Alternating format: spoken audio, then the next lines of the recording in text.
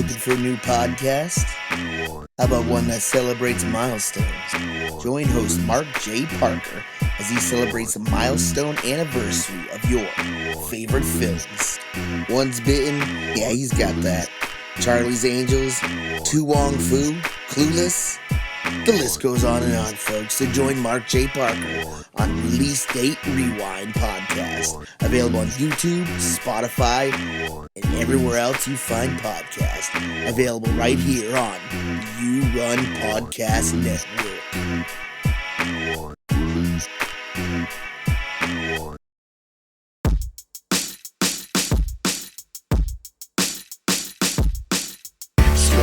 Yeah, I'm a stuff crust. A nigga something mystery ass I'm a stuff crust. Stuff crust, yeah, I'm a stuff crust. So much cheese gonna bust, yeah, I'm a stuff crust. Stuff crust, yeah, I'm a stuff crust. A nigga something mystery ass I'm a stuff crust. Stuff crust, yeah, I'm a stuff crust. So much cheese gonna bust, yeah, I'm a stuff crust. What up, everybody? Welcome to the You Gonna Eat That Crust podcast, Stuffed Crust edition. I'm your host with the most on the ones and twos. You know they call me Swill Murray. You know I'm aura farming. You know I'm look maxing. You know I'm rizzed out, dripped out, flipped out, and lollipopping. It's Ryan Wilson. Also with us tonight, today, this morning, this afternoon, follically challenged himself. Greatest mustache in podcasting when he decides to grow it. Ladies and gentlemen, it's Gregory James Hoey. Greg, hello. I'm authentic and I'm angry. Great. That's atrocious. Hey. Oh. You can call me the Fonz. Hey. Well, we have a kind of different show for you all today. All right. And Greg, what is today's show brought to you by? It's brought to you by the letter A. And this is a stuffed crust episode. And we're basically going to be talking about books, movies, shows, games, bands, albums, songs that all begin with the letter A. And who knows? This could be a continuation. We might do B. We might do C. I don't know what comes after C. I think it's the D. Oh, shit. Big D or little D? Doesn't matter.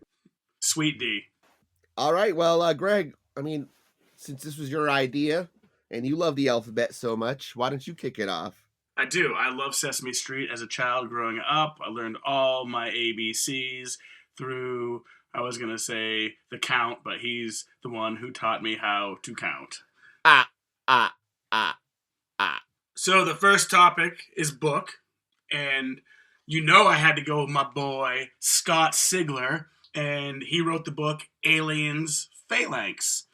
And Aliens Phalanx is a 2020 science fiction horror novel by Scott Sigler, set in the Alien franchise universe. The Xenomorphs are in a medieval, pre-industrial world. The story follows a group of young warriors on the planet Tengia, I think that's how you pronounce it, who discover a way to fight the Xenomorph infestation, which has devastated the population, and they embark on a quest to find the Demon Mother in the tunnels of Black Smoke Mountain to save humanity. It's part of the third series of Alien novels from Titan Books. This book was very cool. Like I said, it's almost like aliens set in prehistoric times. I mean, they're fighting them with, like, spears.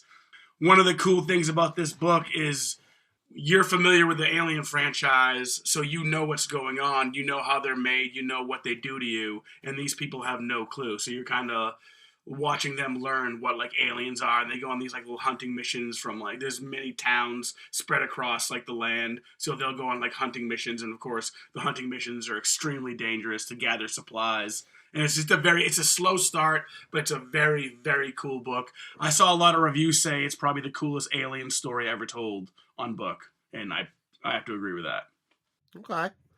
All right. There's many, many alien books.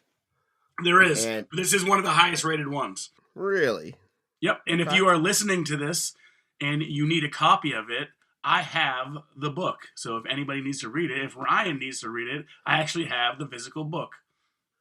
I love physical books. They're like audio books, but you hold them in your hand and read them in your head. Exactly. But I have that book if you need to borrow it. Yeah, sick, bro. Sick. I love that, for sure. I bought it for Mark I was gonna send Mark from You Run Podcast the books, and then when I asked for his address, he fucking ghosted me. He got weird on you. Yeah, like He's I like, was gonna stalk him. I I don't was like, know about bro, this, Mike. we're just podcasters, man. I just want to smell your couch. Yeah, once he gave me his address, of course I would have, just delivered the book personally. I'm like, I'm here with a book. Got a place I can crash for a few days. Yeah, few weeks. All right. Well, my first pick, Gregory J. Hoey, is Apt Pupil by Stephen King. Ooh. Yeah. So Todd Bowden is an apt pupil. Good grades, good family, a paper route, but he's about to meet a different kind of teacher, Mr. Dusanda. Todd knows all about Dusanda's dark past, the torture, the death, the decades-old manhunt. Dusanda hasn't escaped to this day. Yet Todd doesn't want to turn him in. Todd wants to know more, much more.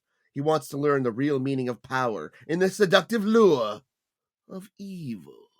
Does Todd know about his past as Gandalf the Grey? Yes, it was also spun off into a movie starring Sir Ian McKellen. And Brent Renfro, R.I.P. Yeah, dog. I just looked up, the cast earlier, and I was like, dead. But he was in the hit film The Client. He was. He actually had a sad story. They do a Death and Entertainment on him. It's pretty good. Okay. I've read the book and watched the movie. The movie's okay. It's not a bad movie, but the book is excellent. The book's insane. Yeah, it's a fucking wild ride. Yeah, I had it, and I think it was called Different Seasons, and it had a bunch of fucking little novellas in it, and I believe that was one of the stories in that. Yep, I agree. Yeah, and it was dope. It was. Yeah. Different Seasons is a great. I think that's one like Dolan's Cadillac as well too. I believe, right? Maybe they bury that guy in the ground with a Cadillac. It's been a long time since I read it, but it was a dope book, and it gets dark and it's fucked up. But yeah, read it. I mean, do yourself a favor and read a fucking book. Okay, great, Greg. Moving on with movies. Movies. We got movies for days. We got A History of Violence. A History of Violence is a 2005 David Cronenberg directed thriller about a small town diner owner, Tom Stahl, aka Viggo Mortensen, whose quiet life is upended after he heroically stops a robbery, revealing a hidden violent past when a gangster, Ed Harris, aka Leatherface, arrives, claiming he's a mobster named Joey Cusack. The film, adopted from a graphic novel, which I did not know. I would like to read this book. Explores themes of identity, repression, and the nature of violence, earning a praise for its performances, especially William Hurt's Oscar-nominated role in its intense neo-noir atmosphere. Yo, for real, angriest stairway sex ever. Oh my god, yeah, it was. Dude, that movie was so good. I'm pretty sure you're the one who maybe even told me about this movie. But yeah, I mean, the way that movie fucking ends is fucking nuts, and it was awesome, and really give me a lot of love for Mr. Viggo Mortenstein. And yeah, the special effects are awesome. Like, it's not super, super violent, but when it's violent, it's fucking brutal. And I think Ed Harris is fucking great in it. I think Ed Harris is underappreciated anyway. He's a fucking gem. That dude's awesome. He is. And that movie's like, it's a slow burn almost in the first like 40 minutes. But it's one of those movies when it kicks off, you're like, holy fuck. So good shit. You Joey. I know you Joey. And watch A History of Violence, brought to you by the letter A. We're all having fun here. All right, well, Greg, my pick is the 1994 powerhouse Ace Ventura: Pet Detective. Eccentric private investigator Ace Ventura, a.k.a. Jim Carrey, is hired to find Snowflake, the kidnapped dolphin mascot of the Miami Dolphins, right before the Super Bowl. Ace uncovers a conspiracy involving former player Ray Finkel, who is revealed to be disguised as Lieutenant Lois Einhorn. This leads police officers on a case. I can't see your face right now because your camera's black, but I assume you're talking through your butt right now. Good one, Greg. Laces out, Dan. I don't know that they could do this nowadays. Holy fuck. No, you couldn't. Because I showed it to Drake, who was a very woke, not woke. I don't want to be like one of those old guys. And he canceled you right there. Yeah, well, You're canceled. I mean, I showed it to him and I regretted it afterwards. What I thought was funny in 1994 apparently doesn't carry over to the 2020s. So I apologize for that, son. But, It's over, Dad. pretty much. The scene where they turn Einhorn around and reveal that she's really Ray Finkel, very, very well done. Great special effects. Not tasteful at all. When he finds out that, why's your gun digging into my hip? When he figures out why her gun is digging into his hip, he then puts a plunger on his face and cries in the shower, and not very woke, Jim Carrey. All right, But it's 1994. All right, we're about to get canceled. Different times, so I'm sorry, everybody. But I'm not sorry. It was a funny movie. I saw it in the theaters with my stepdad. I thought we saw that together in the theaters. Oh, no, that must have been Seamus. We've never seen a movie together, Greg. Okay. Longest running unfunny joke in podcast history. Yes. I brought up the joke about Ryan Hurst in one of the episodes recently that you weren't on, that I look like Ryan Hurst. I brought that back. Yeah, it's not true at all. Yeah, it didn't land either. Opie, come on now. All right, Greg, I believe you're on the television shows brought to you by the letter A. Hey! So why don't you kick it off, motherfucker? This show is a very clever show. I think it's probably one of the smartest cartoons that's out there. I'm talking about 2009 to 2023 Archer. And starring H. John Benjamin, Judy Greer, Amber Nash, who's my favorite, and Chris Parnell, and of course, the late, great Jessica Walters. It's a crude Bond-like anime that follows Sterling Archer and their agency, ISIS, before ISIS was a thing. Stop terrorists and going on epic adventures. Very clever writing and a must-watch. The show took on themed seasons later. Like, they started doing, like, Miami Vice. They went into space. And it kind of went off the rails a little bit. But it was still excellent all the way through. They always had great cameos. Yeah. Archer is one of the funniest motherfuckers. I think H. John Benjamin, to me, has the best voice for voice acting ever. It's just awesome. I love it. And he's got a great voice for sure. I love Amber Nash as Pam. Pam was one of my favorite characters. Sploosh. I still have her T-shirt of her riding on a dolphin with her dolphin puppet hand. It's very basic, but I still wear it and I love it. It's a great show. I highly, highly recommend Archer. Crust. Great show. So it's weird that we both picked animated television shows because, as we all know, kids, animation begins with the letter A. And A's for adults, just what animation is for. Exactly. Fuck you, kids. I picked Aqua Teen Hunger Force, which is not a kid's show. It's about an anthropomorphic milkshake and French fry and fucking thing of French fries and a meatball named Meatwad. It was a really fucked up show. And there's a great neighbor named Carl. It's definitely not for everybody. Features the voice of MC Chris fame. So, I mean, if you're into disturbing humor and gross humor and offensive humor and seeing a French fry that flies around and shoots lasers out of his French fry in his eyeballs, it's a show to watch. It's one to gather around in. It's appointment television, folks. Carl is the guy in the tank top, right?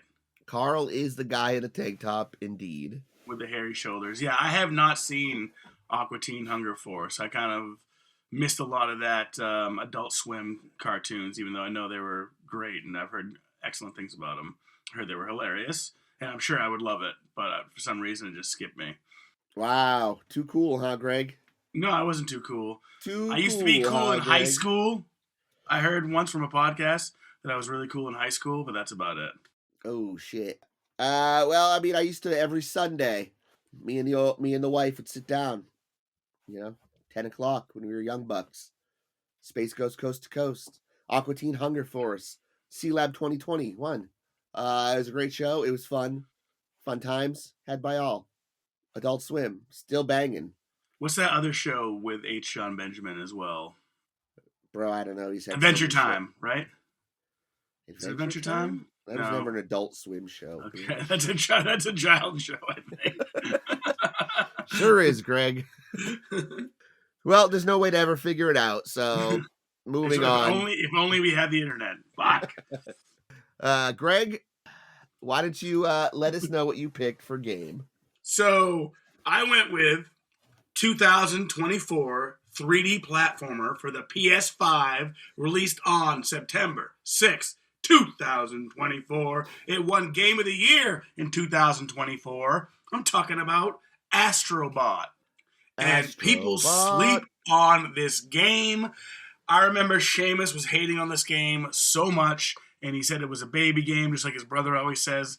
It was going to suck. He didn't want to play it. And then finally he played it, and he was like, man, it's actually pretty fun. I was like, yeah, I know. It's the best platformer I've ever played. It blows away any Mario you have ever played. It is fucking amazing. It's a very innovative game, and it just does so many cool things that no other platformer has ever done, and every level's different. Every level's fun. You get like a backpack, you know, make you small, make you blow up and fly. Like it's very cool, and I highly recommend it. I mean, it got Game of the Year for a reason, and it beat out a lot of great games in 2024. Like 2024 had a lot of awesome games, and fucking Astrobot won Game of the Year. I was so happy for that. Hey Kyle, nice new backpack. I think, wasn't there 2 of these games? So they released Astrobot for the PlayStation just to show you how the controller works. So everybody has Astro's Playroom. That one is free. That's the one I played. Yeah. So Astrobot is like an actual game that's like similar to like Mario Galaxy. It's just it's kind of almost a ripoff of Mario Galaxy, honestly, but it's just better. It does everything better. Nintendo wishes they could fucking make an Astrobot. The graphics are great, colorful, and it's very innovative. Yes, I've heard nothing but great things about this game. It's a love letter to PlayStation or something like that. Yeah, so you rescue all the PlayStation bots, and there's there's Bloodborne characters, there's Event Horizon, there's Zero Dawn Horizon characters, and there's levels, like there's a God of War level where you have Kratos' axe, it's fucking dope, and there's a level that's Zero Horizon Dawn, which is awesome, and then there's an Uncharted level where you have a gun. You own the game, like you guys would love it. You and your wife can pass a controller around and fucking love this game. It's so fun. But Greg, how would we continue to play Diablo 4 and Borderlands 4 if we distract ourselves with anything else? Because you could play a better Game of the Year. I think Diablo 4 came out in 2024, or was it 2023? And it lost hard to fucking Astrobot. I don't care, bro. It's got my heart. And now I put in significant hours into Borderlands 4, and I don't think you guys gave it a fair shot. And special shout out to Game of the Year 2025, Arc Raiders. Multiplayer Game of the Year. Well, it's a water cooler game. It'll be here and gone in a year, maybe. Arc Raiders? They all do. Dude, you can chart the history of all the games you guys play. First, it was, dude, you gotta play Overwatch. Dude, you gotta play Helldivers. I played Overwatch for like 10 years. You gotta play Helldivers. You gotta play. So it's just gonna keep, I'm just not gonna keep waiting for the next thing. It's too social, okay? I don't want to be social anymore. I have like 2,000 hours in Overwatch. I played Overwatch for like 10 years. That game was amazing, and it has its highest players count still. Arc Raiders is amazing, and Helldivers is amazing. Helldivers just dropped the ball on creating content. They just kept on giving you more guns. Like, we don't need any more guns. We need levels. We need new fucking creatures. We need something else. And actually, Helldivers has its highest players count of all time right now as well, too, because they've just added a bunch of stuff. And this is a guy at Doobie Ford. Anytime I try to talk about Arc Raiders, he's like, yeah, but Helldivers. Yeah, but Helldivers. I was like, I don't want to talk about Helldivers. I'm talking about Arc Raiders, okay? Okay. Cool, man. I'm glad you guys have that thing together. You and Doobie guy. Yeah, dude. Before he's got psoriasis or something. He's got like scabs in his hair. It's pretty gross. All right. But you know what? If you have psoriasis, you can still listen to the show. You can. We still love you. But I'm not gonna tell him about the show because if he does listen to this episode, then he'll never talk to me about Helldivers again. And I enjoy those conversations. All right. Sick, bro. All right, well, my game, it was a fun little bop. I always enjoyed their games. I wish I played the second one. All right, see, what I'm doing is I'm building up to what I'm playing. Now, Greg, if you're afraid of the dark, if you don't know how to operate a flashlight, this game is not for you. Greg, what am I talking about? Afraid of the dark? Bro, it's Alan Wake. Alan Obviously, Wake. the Okay, 2010 psychological thriller game following a best-selling author who travels to Bright Falls, Washington to overcome writer's block. After his wife Alice vanishes, Alan discovers pages from a horror manuscript he doesn't remember writing, which causes terrifying events to come to life. Of course, I'm talking about Alan Wake. It was fun when it came out. I think I even played it on Xbox. Alan Wake was great. Yeah. I was a little disappointed with Alan Wake 2, even though it got so much hype. I never finished it. I still think it was a really good game, but people were really... Like, Alan Wake was up for Game of the Year in, like, 23, or it might have even been 24, I don't remember. But Alan Wake 2 was definitely up for Game of the Year. They just changed it completely, and it was cool, but I thought it was a little bit of a disappointment, and those games are awesome. I honestly thought you were just going to say, add-on, Diablo. Shit. I blew it. I should have. New add-on coming in 2 months. No, I'm ready. Give me the Warlock. Ah! Ah! I believe it's Remedy makes these games. Is that right? Yes, I believe that. Feels right. I love Control. I played the shit out of Control. I'll keep playing their games as they become available. See, I didn't get super into Control. It was a very cool concept, and my brother Rogers loves Control. However, Control 2 that's coming out soon looks awesome. It looks very good. I'm excited for that one. Yeah, there's an Alan Wake crossover as well in Control, so that was pretty cool. It's all the same world. I will say Control is a little daunting. It's very easy to get turned around in that game. It's pretty fucking hard.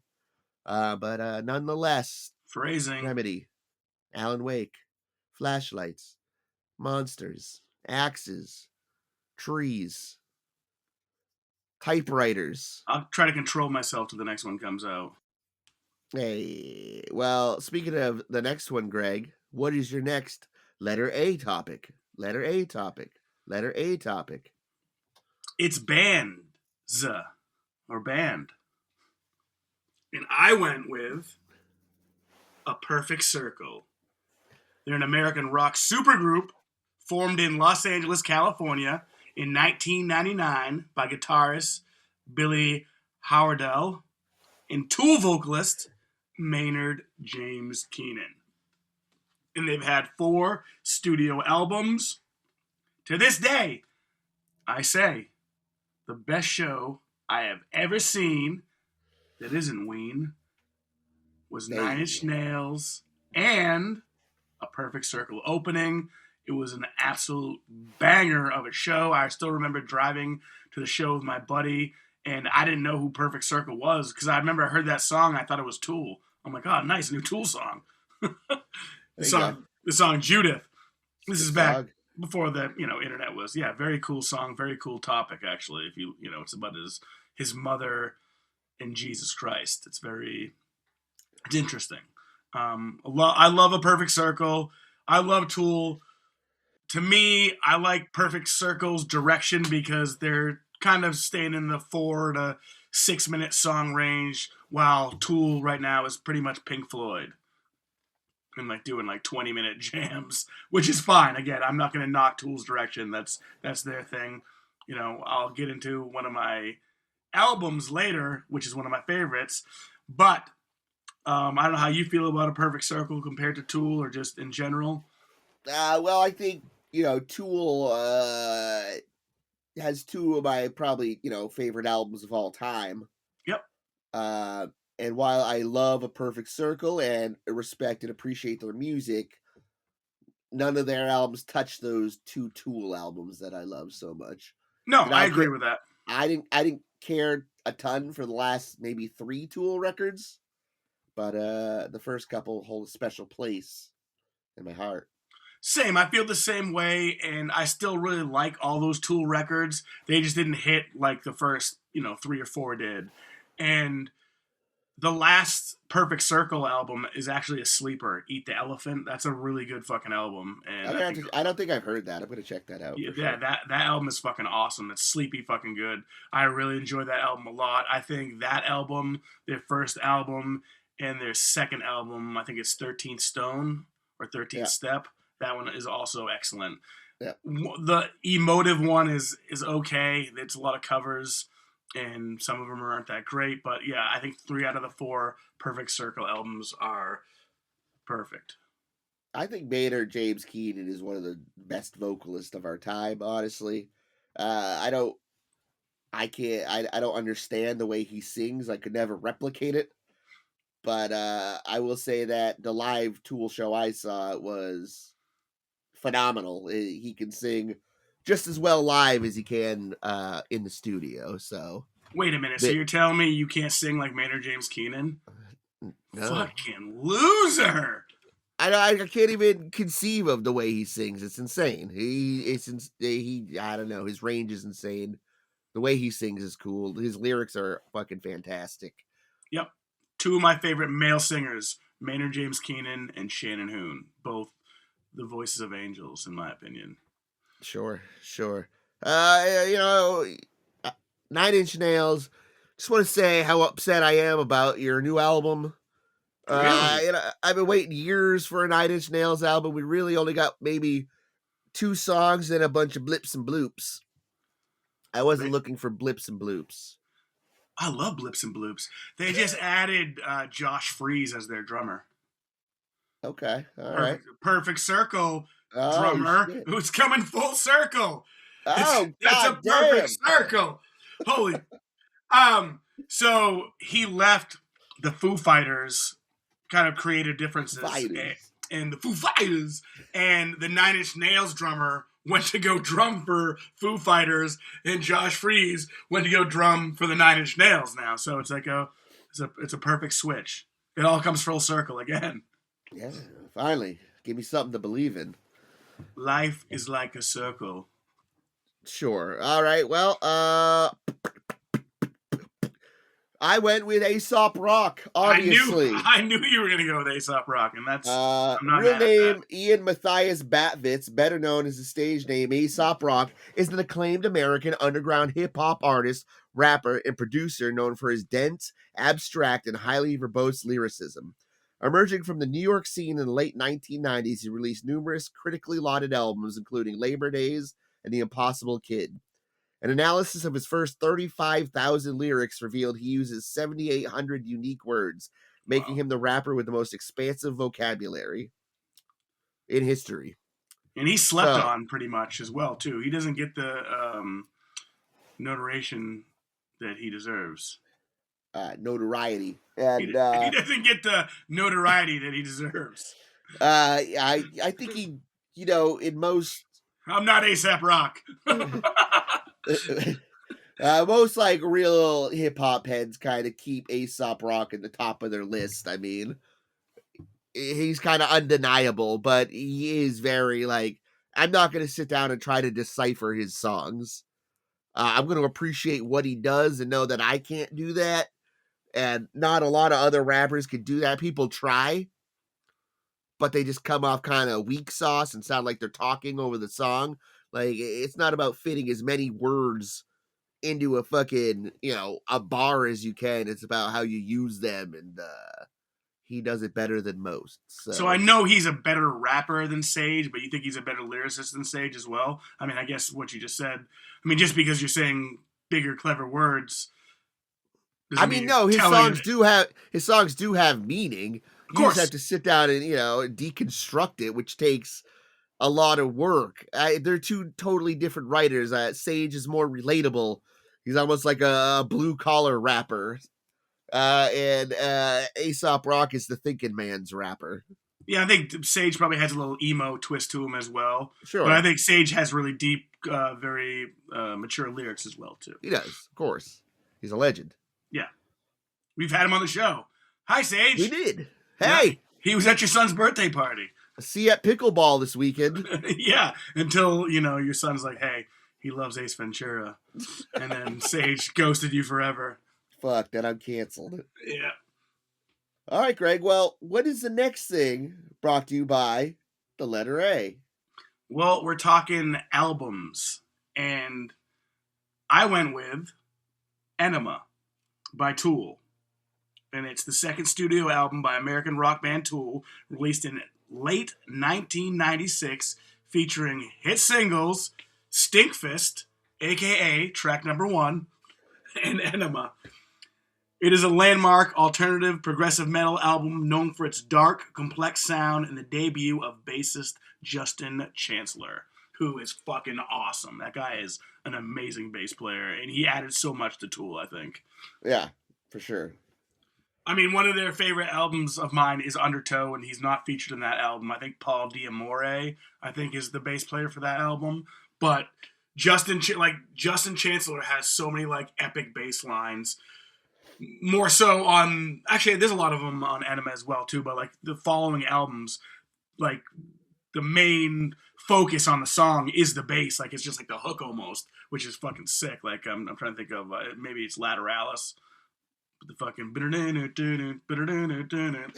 yeah, it's just the guy's fucking such a sick bass player. They're such a great band, and I still remember getting this album at the Lilac City Mall with Jim Dozette in his Pontiac, and we just drove around and smoked weed and listened to this album, and I fucking loved it. I was so much looking forward to this album because I was a huge Tool fan. Of course, kids in high school, before Tool was cool to used to call me a Tool kid, and I wore that badge proudly, and I was so blown away by this album. I fucking absolutely loved it, and that was a good time. Just drive around, listen to that album, smoking weed, drinking beers, popping pills, Oh, wow. Okay. Yeah, I mean, this is this is after they released this album. That's when I saw Tool live, and wow, it blew away all my expectations. I remember I started dating Matt Thompson's sister, Leah Thompson, and she bought me a ticket and invited me to the show, and we were dating. And on the way up to the show, she sat next to a different dude and started making out with the dude on the way up to the show. So I was super confused about all that. But Tool, though. But I still got to see a free Tool show, and I just kind of left the group of all those kids and wandered off on my own like I often do when I go to concerts, and I had a much better time than everybody else. All right, great pick, Greg. Also, that was my pick, so I guess the show's over. What? Wait, no. I pivoted, and I came up with another pick. Pivoting. My pick is R.A. the Rugged Man, All My Heroes Are Dead, released April 17th, 2020. What a year. It features tracks with Ghostface Killah. Yeah. It features tracks with Inspector Deck. We got M.O.P. We got Immortal Technique. I mean, it's full of fucking dope other artists. And R.A. the Rugged Man is awesome. Pretty fucking offensive rapper when it really comes down to it, but he's talented as fuck. I don't think I've ever met a white rapper that has more knowledge of the hip-hop history than R.A. the Rugged Man. He respects all the legends, and it's fucking, he's spits flames. This is brought to you by the letter A, so he's offensive. R.A. the Offensive Man. Yeah, if you don't know R.A., check him out. He's got a very complicated beard. It's shaved in a very triangular and rectangular fashion that I don't know how to imitate. He's So trying out for System of the Down. if you're into that, check him out. I mean, he's dope. R.A. the Rugged Man. Nice. Hip hop. He lives in like Germany or some shit now. He fled to Russia, maybe one of those places. He moved away from America. R.A. the That's Russian all I know. Man. And he hates the government. I mean, who doesn't? Rightfully so. All right, sick. Greggy Pooh Bear. What's Moving next, good on guy? to our last topic before I have a few listener feedbacks. We're talking songs. And now you ask yourself, wow, are there songs that begin with the letter A? Yeah, there's a lot of them. So a lot to choose from. But what did I choose? I choosed Any Port by the Nonprofits, October 3rd, 2003, by Sage Francis and his best friend, Joe Beats. Now, when we interviewed Sage Francis, I was so excited to talk about this album, and he basically slapped me down and told me never to talk to him again. That's when I lost contact with him. My sister was like, I'm going to see Atmosphere and Sage Francis maybe in Colorado. She's like, can you send him a message and try to get me backstage because you had him in your podcast? I'm like, yeah, I don't think that's going to happen. I'm like, I don't have that kind of, relationship with Sage. And plus, he's like, oh, you're the dude asking with the Nonprofits album. Get the fuck out of here. Yeah, come on now. But Any Port is pretty much, there's like an opening intro track. I think it's Hope, maybe. And then Any Port is like pretty much the first song, and it's a fucking dope song. Again, this is a dope album. Nonprofits is so. I was actually talking to John from Dewey Pod Monster, and he was talking about Chesky and like POS and Astronautilus, right? Let's say yeah. Canceled. And I was just telling, he's like, yeah, I haven't really checked out Sage. I was like, well, you need to check out the Nonprofits album. It's fucking awesome. I still think it's some of my favorite Sage work. It's just funny and a little bit more darker than his other stuff, but all the shit's awesome. But Any Port on Nonprofits album is worth checking out, and it's dope. Wow, you think that's some of his best work? That's weird, Doug. What, the Nonprofits? Yeah, that's weird, Greg. I love the Nonprofits. Well, I do too. Well, I love Copper Gone, and I love all his new shit. I'm not saying that. I just said you can't like your artist's first or second album's the best. Like, I mean, that's how it usually goes for me. No, come on now. You like it when they you like it when they sell out and become more corporate. Exactly. Okay. Gotcha.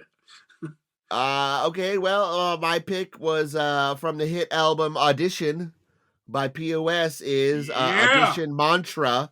I believe the last track on the Audition album, or third to last. I was way off. But it's a really cool bass line in the song. It's strange, but it also highlights how impeccable of an MC that POS is. One of the best. Yeah, man. This whole album's fantastic, man. It's got a hard opener. He continues to always just blow me away. I'm glad he's starting to make music again.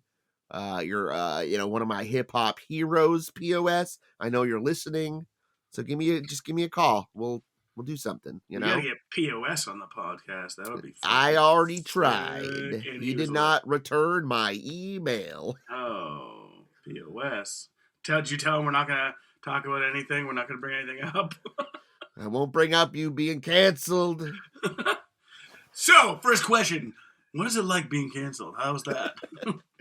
And then clawing your way back up through the embers and making some new music, even with my close personal friend, the MC Type.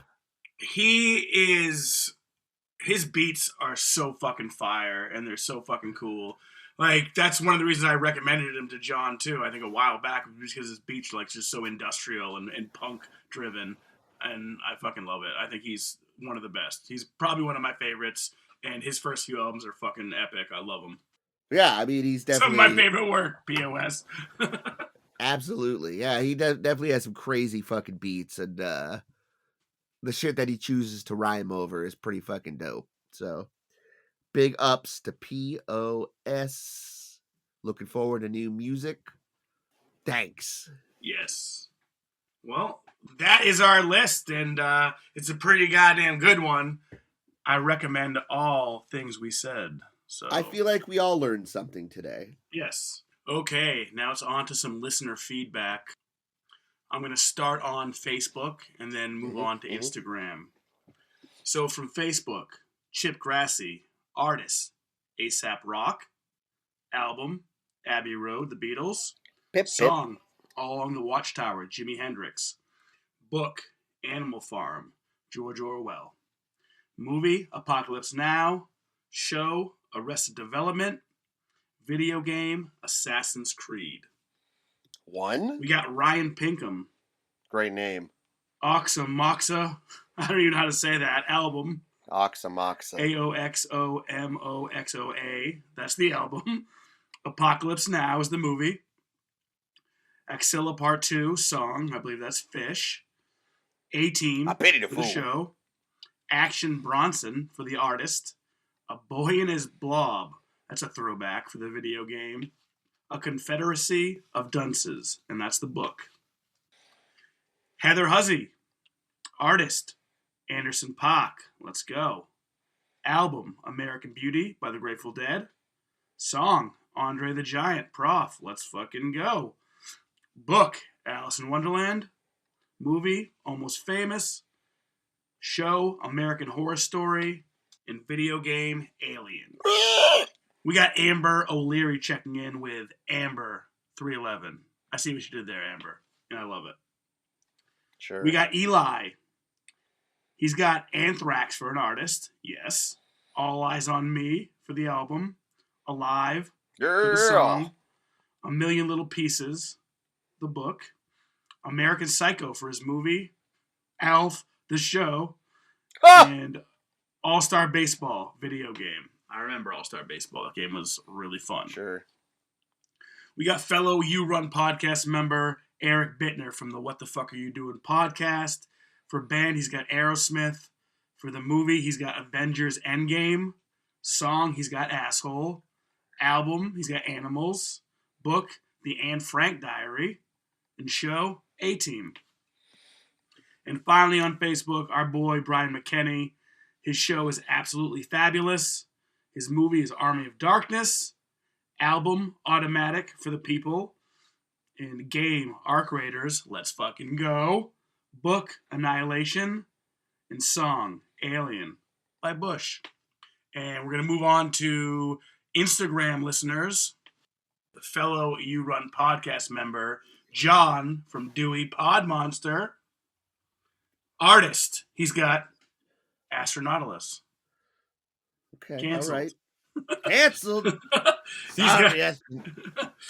yeah. I love Boiled Peanuts with Lizzo. Great song. Album, Against the Grain by Bad Religion. All right. All right.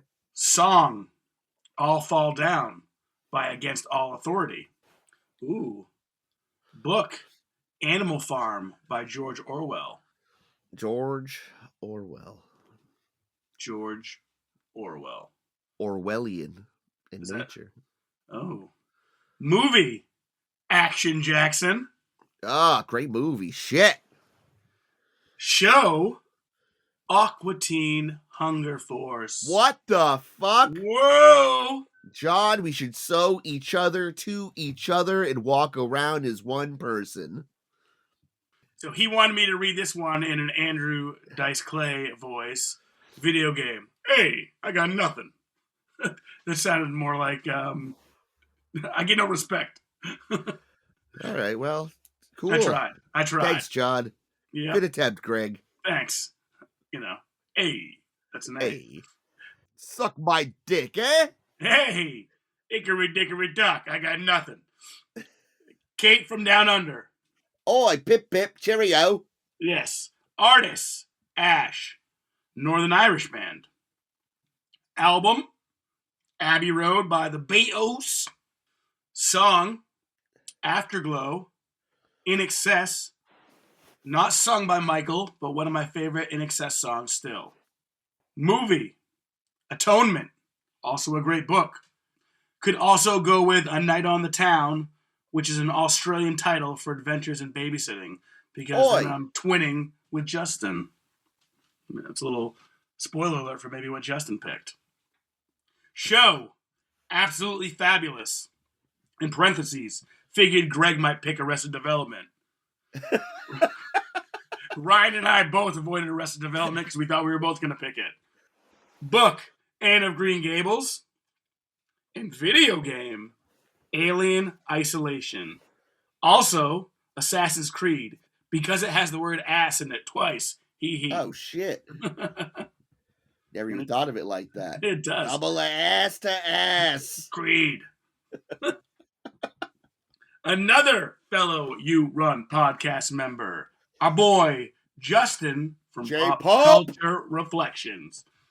Artist, he went with the Bluth Family, Arrested Development. Thank God. Album, As I Am, Alicia Keys. That album's on fire. Song, Allison by Slow Dive. Movie, we know what it is. It's Adventures in Babysitting. I love that movie when I was growing up. I almost picked that movie as well. Nice. That movie was awesome. Vincent Especially D'Onofrio. we have a young Vincent D'Onofrio as Thor. Is it D'Onofrio or DeFrario? Doesn't matter. I think it's D'Onofrio. I'm going DeFranzio. DeFranz. The D'Onofs. Show, Ash vs. the Evil Dead. Great pick.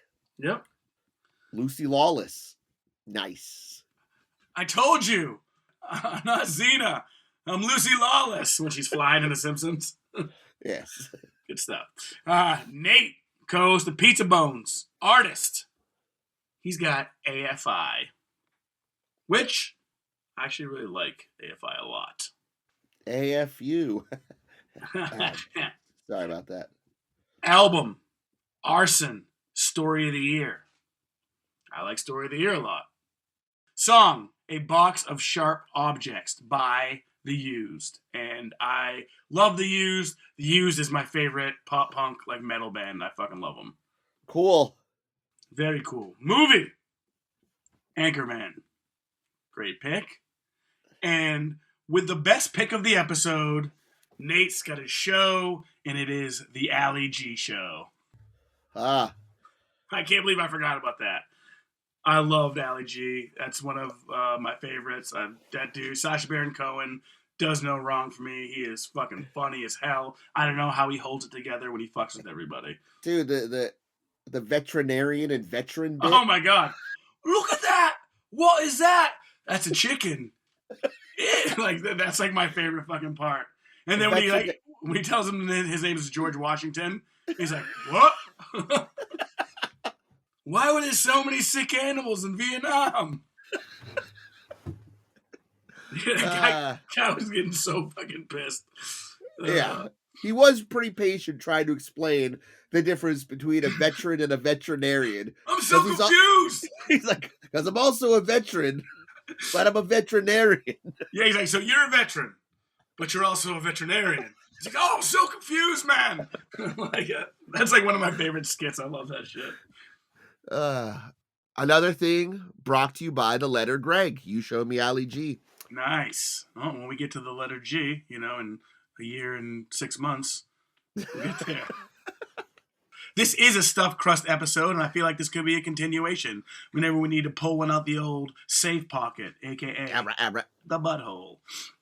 Or the asshole, if we're sticking with the letter of the day, Greg. Hey, there you go. Yeah.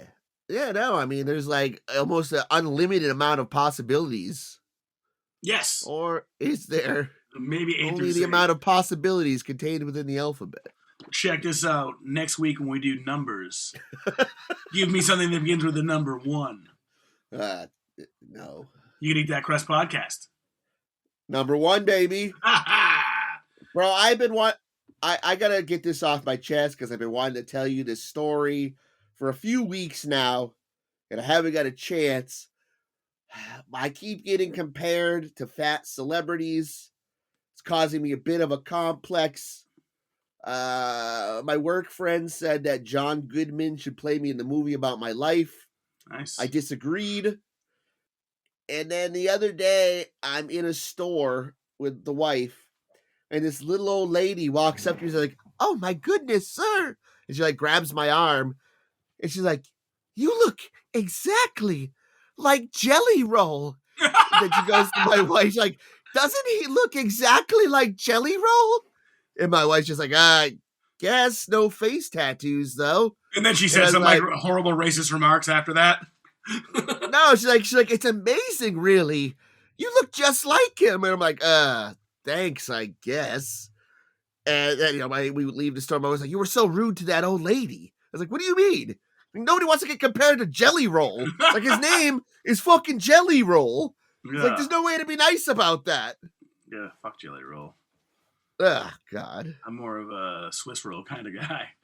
Same. We were, my daughter and wife were watching the new Star Search show. And this guy came out and sang a song.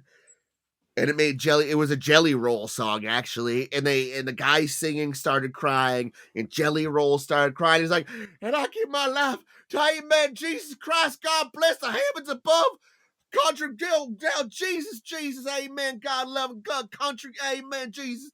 And it went on for like 8 minutes. He's like, "I'm only here because of my Lord and Savior and my passion for Christ." I'm like, this is a lot.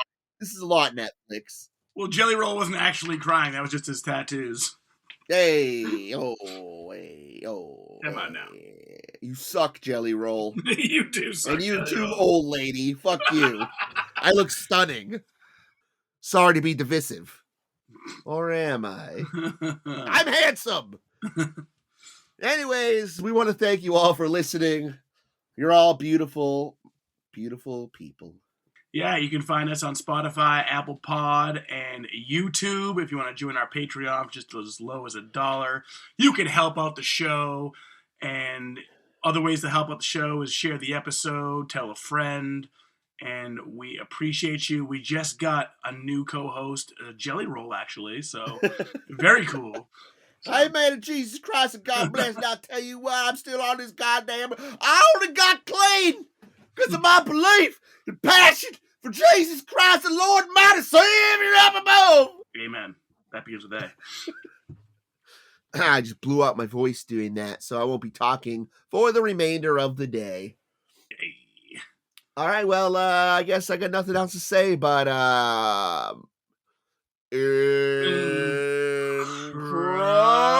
Crust. A trust. We trust. It's true. Trust. All right, well, I'm gonna Jelly Roll out of here. Yeah, couple stuff crust. A nigga something extra, yeah, couple stuff crust. Stuff crust, yeah, couple stuff crust. So what's cheese gonna bust, yeah, couple stuff crust. Stuff crust, yeah, couple stuff crust. A nigga something extra, yeah, couple stuff crust. Stuff crust, yeah, couple stuff crust. So what's cheese gonna bust, yeah, couple stuff crust.